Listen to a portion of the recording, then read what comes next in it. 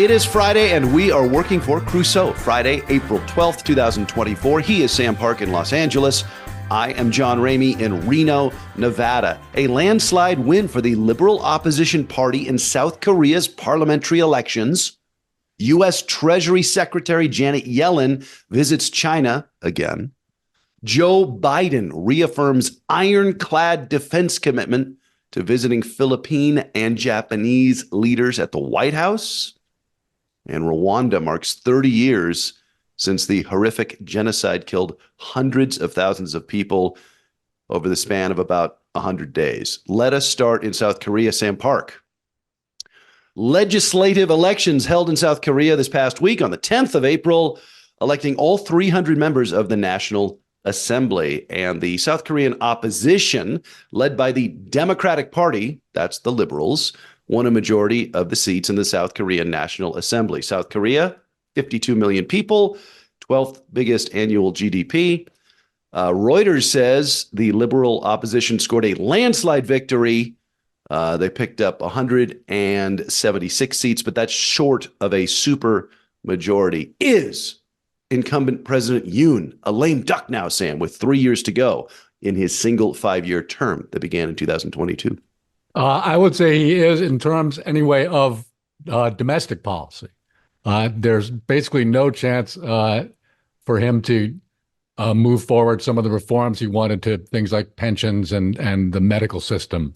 And this is a big blow to him. These legislative elections are very much like our midterm elections. It's sort of a referendum on the incumbent party. The problem, as you mentioned, though, is that you only get one term. Yeah, one 5-year term. Yeah, and I think this often leads to a sort of discontinuity in domestic policy in South Korea. It's difficult to get anything done. And in fact, it doesn't often happen recently anyway that any president gets that any party, that is, gets 2 consecutive terms in the presidency. And so it's hard for again, for any continuity to occur in domestic policy. As far as foreign policy goes, right now especially, there isn't really expected to be any sort of break in the sort of alliances that South Korea has with other countries such as the United States. They're developing friendship, for example, with Japan is expected to continue just because everybody's sort of on tenterhooks about China.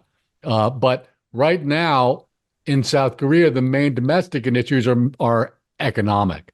This has something to do, in fact, with the slowdown in China, right, which is, of course, South Korea's main trading partner. And there's a cost of living problems. There's a facet. So they have a spike in food prices, right? Everybody hates inflation everywhere. But they also have this fascinating doctor walkout because the Yoon administration was trying to expand medical school because South Korea, I believe, has an aging population and they need more doctors. This is part of the reforms Yoon's trying to get through. That's right, yes. And the existing doctors were like, to hell with this. We're walking out. You're not diluting essentially our economic clout. Our labor power. Yeah, that's right. And this is a big problem. As you mentioned, I mean, I'm pretty sure that South Korea has the lowest birth rate on Earth, or if it's not the lowest. It's among the lowest at least. And they have a rapidly aging population, much like other East Asian societies, for example. Both China and Japan have this problem as well. And so the medical system is under great strain. And it's difficult to see how this works out for them. But again, these plans that President Yoon had, they're off the table. They're not going to happen. So what is going to happen? The demographic crisis isn't going to stop. And so it's difficult to see how this works for them. And apart from that, another major problem that South Korea has is corruption. And now this is a problem in every country, but it's on a real bipartisan basis. There are pretty substantial corruption allegations leveled against leaders of both parties. And it's always been a bipartisan affair in South Korea.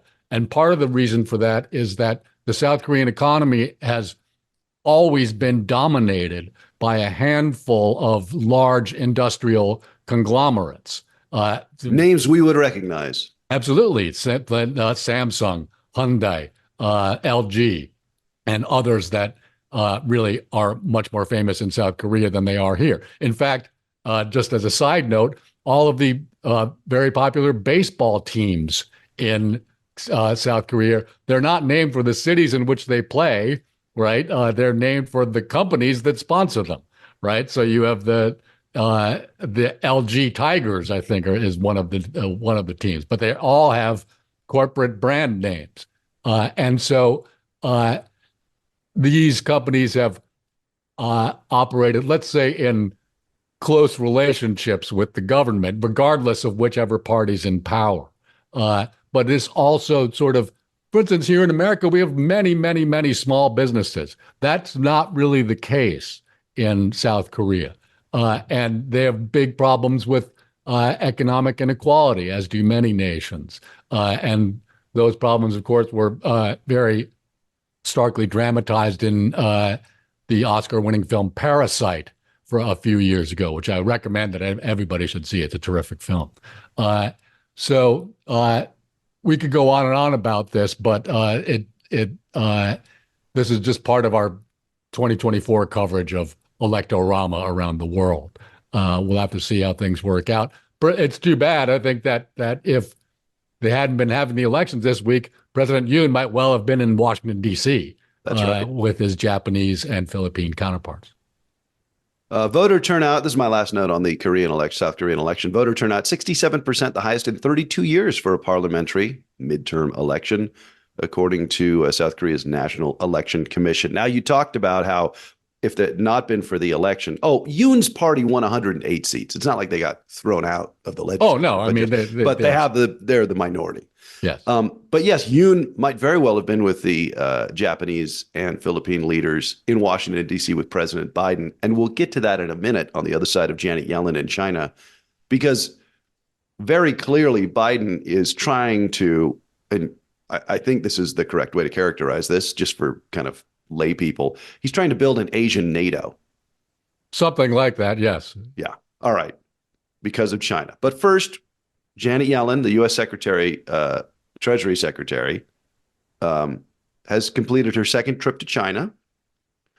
She talked about Chinese overproduction, specifically in the electric vehicle market, which the people are concerned about. And Janet Yellen kind of represents those U.S. business leaders, because steel production, for example, and in other parts of the economy, Chinese overproduction had really catastrophically hurt American businesses. So solar panels also. Solar panels, exactly. So she goes over there and she talks to the Chinese about watch your overproduction. She warned against support for Russia.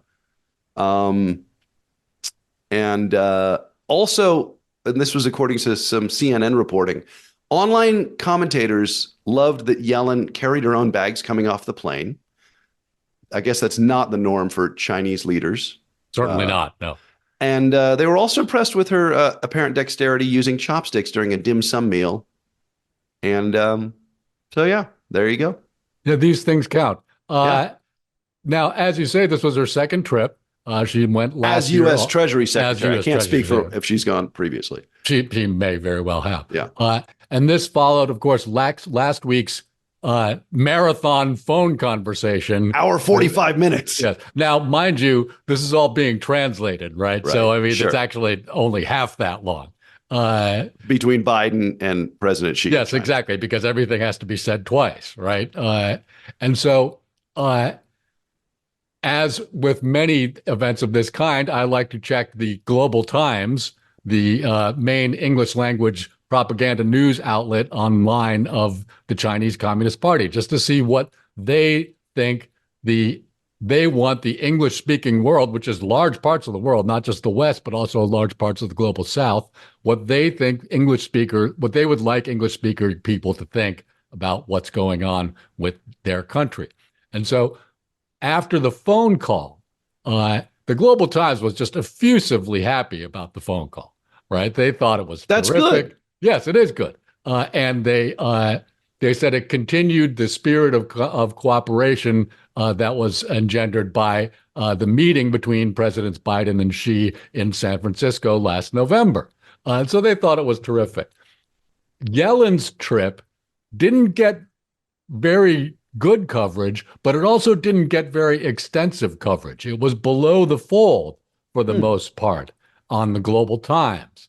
And so they didn't seem to want to step on their message of, we'd like to play ball economically with the United States. Now, of course, Yellen was rather critical of China during her visit. And so it seemed like they wanted to downplay that. And I thought that was just sort of interesting because in spite of all the trouble that exists between the United States and China right now, and for a number of years, and probably for years to come, it's still the most important bilateral relationship on Earth.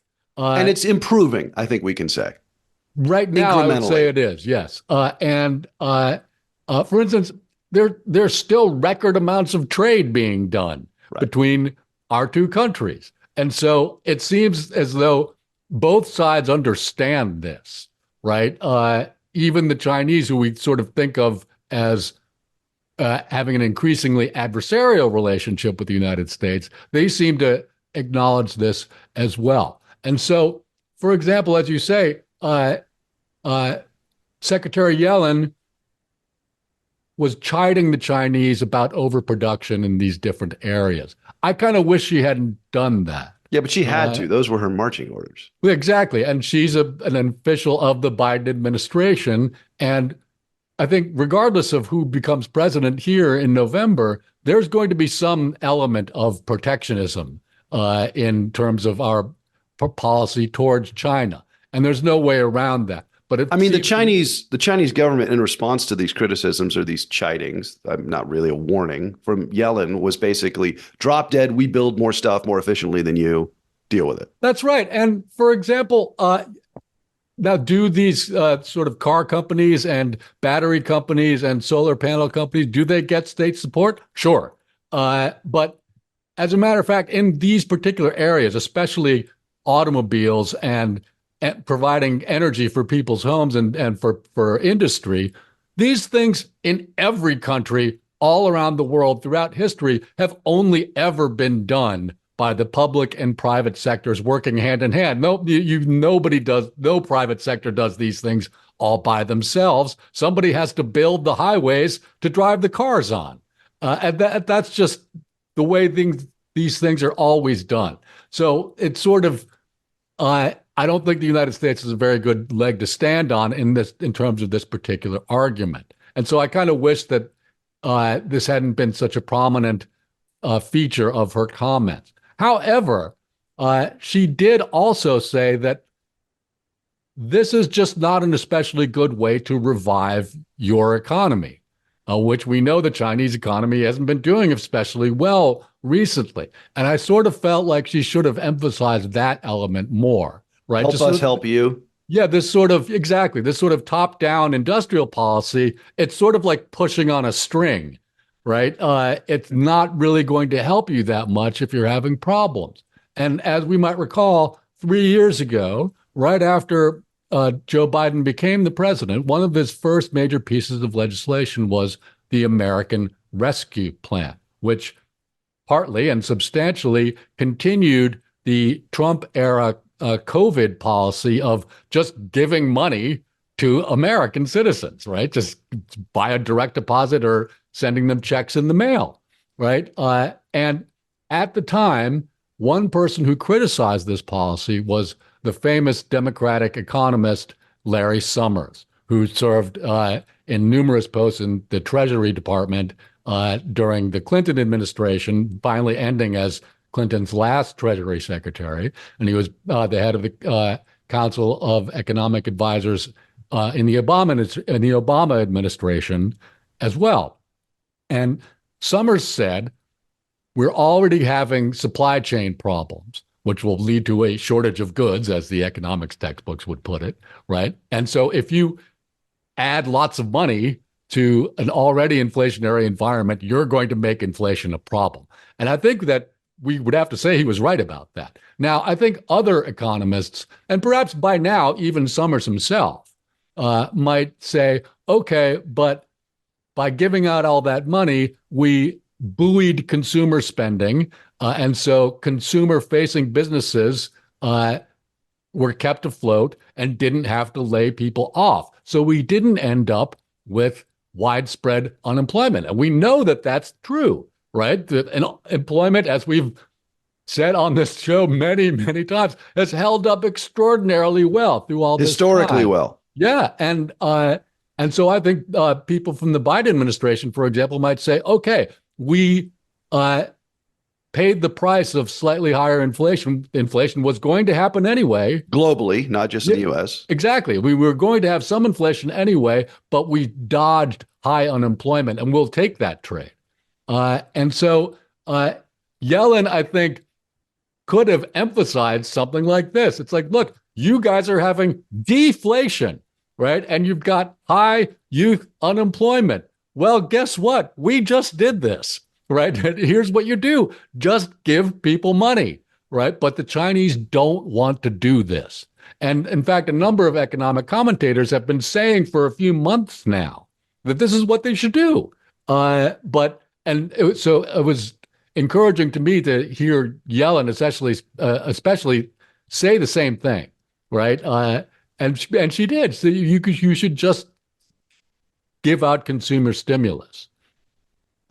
Speaking as an American who has observed American arrogance on the global stage in my lifetime, it may be a bit rich to point this out, but there is a cultural arrogance, I feel, a little bit with the Chinese, and that they don't want to hear it from anybody else, even if it's a good idea, in particular, not the Americans. That's right. And especially, and I think that there's again, I'm in a glass house and I'm throwing a stone. I get it. Absolutely. But I think there's some justification to that. But again, China's an enormous country with an enormous population, and they sort of feel like, and this is pretty well documented, the Chinese leadership just sort of feel like it's their turn to sit in the superpower chair, just historically. Now, I would say that their falling population kind of spoils that argument for them a little bit, right?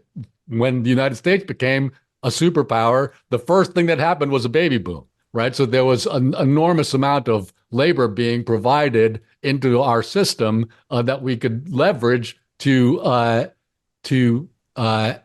improve the geopolitical situation that we've just been handed. Right? That's not happening for China. Their There's also the authoritarian trap. Well, there's that, but I mean, that hasn't prevented them from having a strong economy in the past.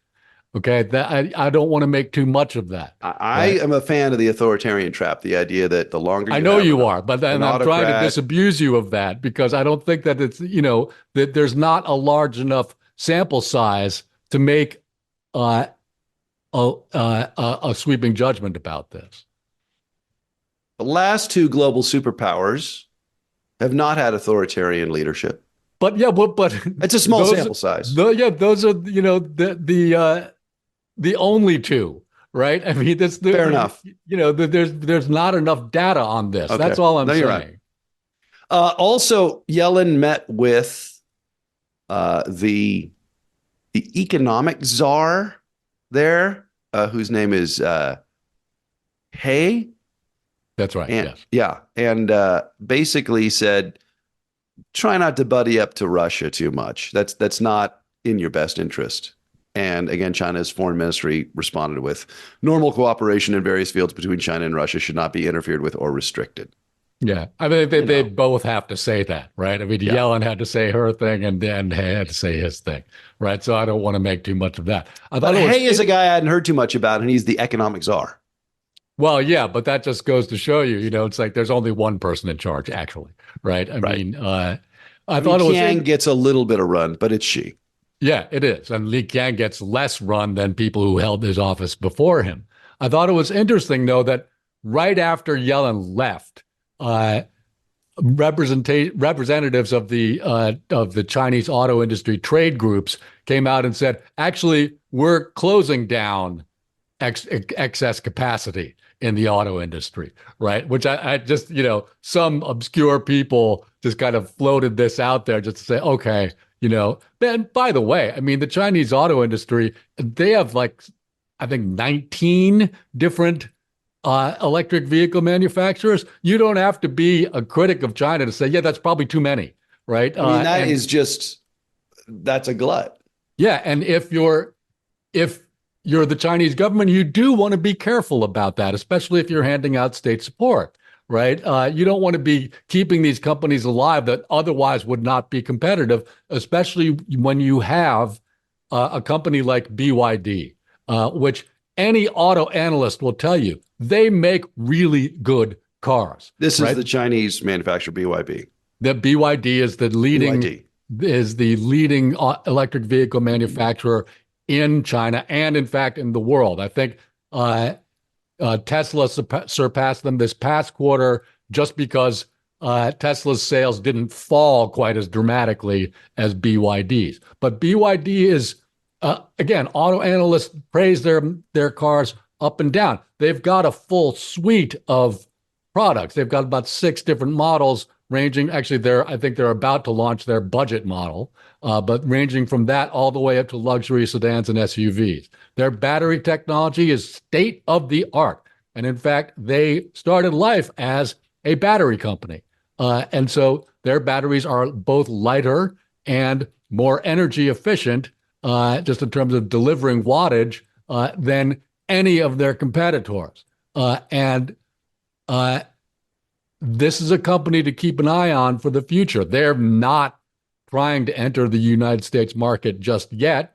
And it would be difficult, just logistically. You need, showrooms or, and repair facilities and stuff like this. There's a whole slew of things you need to have in place before you can start selling in the United States, in any volume anyway.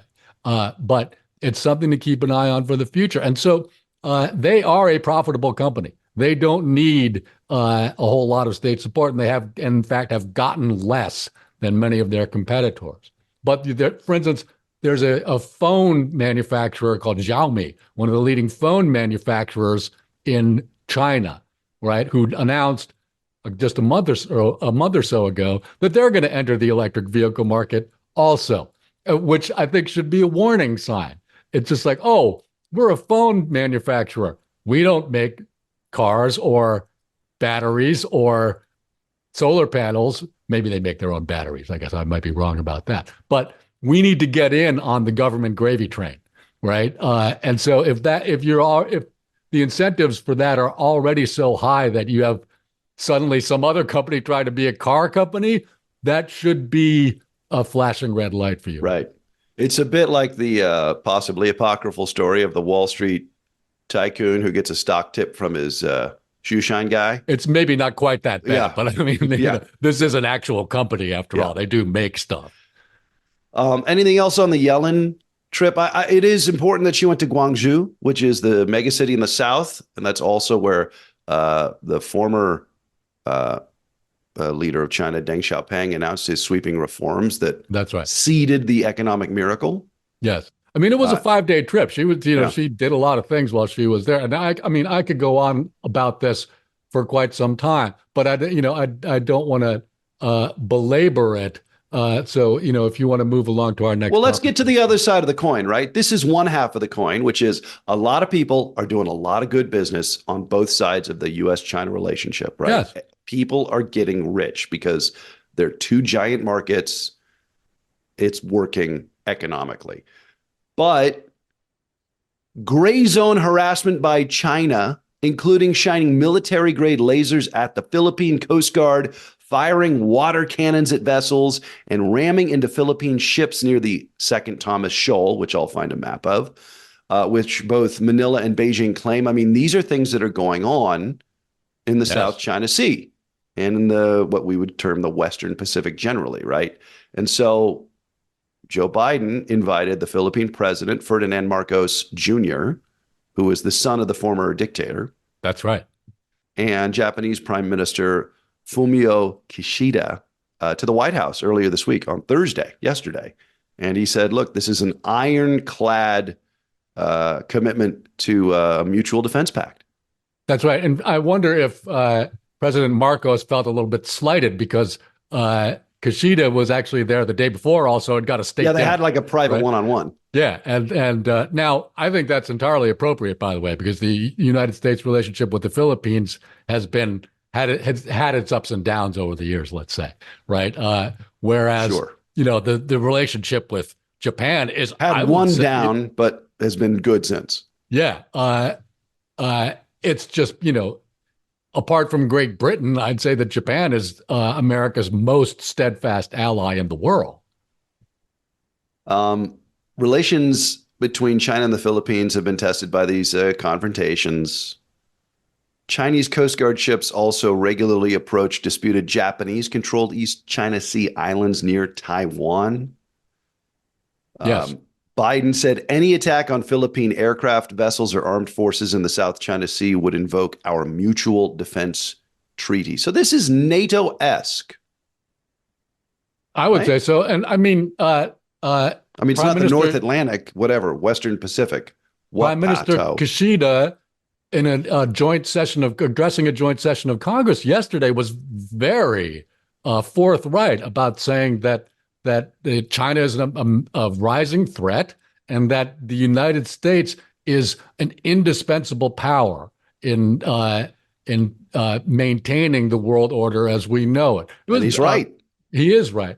And so the problem, though, is that establishing anything like the NATO alliance will take some doing because Japan, as we know, has had a pacifist constitution ever since the end of the war. So they actually have been upgrading their military capabilities, but they have there is no institutional culture of military cooperation with the United States on anywhere near the same level as there is with NATO countries. So there's work to be done. But there's talk, for instance, about having Japan join the AUKUS group. Yes. Those are the United States, United Kingdom, and Japan announced on Wednesday joint military exercises in the Indo-Pacific next year. And the AUKUS is the alliance between the U.S., the United Kingdom, and Australia. Yeah, that's right. And they're considering bringing Japan into that. That launched would be the JAUKUS alliance at that point? Yeah. That launched in 21 when the United States and the UK outbid the French controversially to provide the Australians with submarines. Nuclear capable submarines. Yeah. Nuclear powered submarines. That's right. Conventional weapons, Sam. That's right. Sorry, I don't know if I don't know if we've ever discussed this on Working for Crusoe. There is a shred of submarine nerd in my love of history. So you don't say. Yeah, just stunner. But right, there is no martial culture to speak of since the Second World War in any of the nations that are directly impacted by China's belligerence. Because that's right. The United States just kind of said, no, we're taking care of this corner of the block, and that's how it will be. Exactly. And, that hasn't gone entirely well. For instance, there was the Vietnam War and stuff like this. Totally. But in general, that's how it's worked out. And in comparison to the Pacific Theater, the Vietnam War was a very limited conflict. So was Korea. That's right. And so not if you're Vietnamese, but if yes, there's some indication anyway that these things are moving along apace, right? And so there's also a element here, much like the efforts in Europe to try and arm Ukraine without United States help, right? There's some anxiety about the possibility of Donald Trump becoming president again and trying to stand up these structures before the election. And I think Trump-proofing the alliances, so to speak. And there might be less cause for worry. For example, one of the world leaders who got along best with Trump was the Japanese prime minister at the time, Shinzo Abe, right? Who was from the same party as Kishida, right? Which basically every prime minister of Japan is, but that's a different topic. But Shinzo Abe was an avid golfer, And let's just say that the Liberal Democratic Party, the ruling party of Japan, they're very much in the sort of golfing business guy kind of mold, right? So they might be able to maintain good relations with Trump as well. Since China is something that Trump at least sometimes seems to have problems with, he might see the wisdom of just letting these structures be. Suppose Trump's position on any potential incursion by China into Taiwan is much more nebulous than Trump's apparent nonchalance about Russia's invasion of Ukraine. I would say so, yes. Again, it's hard to predict with this guy. I wouldn't venture a guess, frankly. Anything else you want to touch on regarding Biden hosting Kishida and Marcos? No, I don't think so. I mean, again, this is a sort of opening bid, and so we'll have to see how it develops. I do expect that there will be developments going forward, but the situation of maritime confrontations is growing increasingly concerning, and I think it's not getting maybe quite as much coverage as it ought to be. You actually kind of see it in kind of hawkish magazines that are suddenly now there's an article every week, it seems, about how the United States shipbuilding capacity has stumbled. Yes. And again, as somebody who has, kind of informally studied the U.S. Navy in the Second World War, specifically in the Pacific theater, like it's frankly, it's shameful. It's a bit of an open door for somebody else to cause problems. And that's why it's additionally unfortunate that the president of South Korea wasn't in attendance, because if there's one industry that's very well represented in South Korea, it's shipbuilding. They build a lot of them. And not warships, but certainly container ships. No, but some warships. Just put a couple guns on there and bingo. Yeah, right. Now that's not really true, folks. I just want to make sure. No, but look, a keel is a keel, right? Yeah, that's right. All right, should we talk about Rwanda? Which you brought this up, and I knew it happened, but I hadn't really gone in. I hadn't really looked at it since it was in the headlines when I was in high school in 1994. Right. Yeah. So 5 days ago, April 7th was the 30th anniversary of the beginning atrocities of the Rwandan Genocide, also known as the genocide against the Tutsi, although more than Tutsis were slaughtered. And it occurred between the 7th of April and the 19th of July in 1994 during the Rwandan Civil War. It, in fact, ended that war. Yeah. The president of Rwanda was flying to help or to attempt to sign some accord to cease hostilities. That plane that he was on was shot down. He was an ethnic Hutu. And then Hutu militias the next day erupted in this orgy of killing and sexual violence against not just the Tutsi minority ethnic group, but also moderate Hutus and other ethnic groups. Yes, the Hutus who are attempting to shield their Tutsi neighbors from harm. Right. Like people were slaughtered in churches. Like it's about, I mean, it's not the Holocaust, it's a Holocaust. And well, considering how terrible. small a country Rwanda is, I think it's easily comparable to the Holocaust. It didn't take as long. Right. But I guess proportion of society impacted or killed or whatever. Yeah. Yeah. But it's important that we bring up the Holocaust in this account, because up until the Rwandan genocide, the mantra of the international community about the Holocaust was never again. Right. And you don't hear that as much since then. And that was especially a 20th century thing, which makes it all the more shameful that this happened in the 20th century. Yes. And nobody in the West said boo. And Macron is issuing a statement, the French president, basically apologizing that France didn't do more. Well, not just that, but they were very much on the side of the Hutu-led government that was at least contributing to the genocide. Now, we could go on and on about this for a very long time. I would encourage anybody to watch the clip that we'll add to the show notes. Yes. But Was that from France 24? I watched that. That's right. There was a no, actually it was from DW, and then there was a PBS NewsHour one as well. Anyway, years ago I read a book by a fellow named Romeo Dallaire, who was the Canadian commander of the UN peacekeeping force that was on the ground at the time, but didn't have a strong enough mandate to actually do anything about the genocide.